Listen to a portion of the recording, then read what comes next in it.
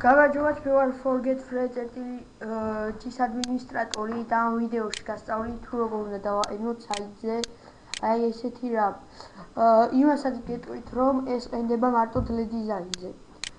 პირველ რიგში უნდა შევიდეთ customizing, შემდეგ უნდა შევიდეთ global blocks.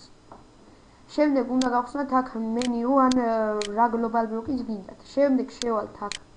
შემდეგ აქ რაც იქნება მოცემული უკაცრავად აქ არაფერი არ იქნება და მე სკრიპტს აუცილებლად მოვაყოლებ, რომელიც უნდა ჩააგდოთ.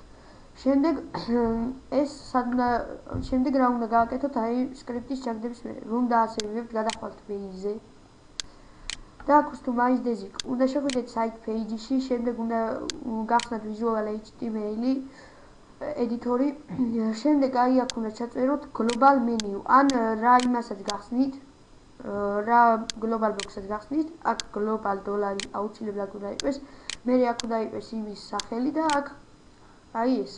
ეს ვიდეო არის ექსკლუზივი, თუ რაიმე ვერ გაიგეთ, შემოგზადით საიტზე, დაწერეთ ხოვნებში ან კომენტარებში.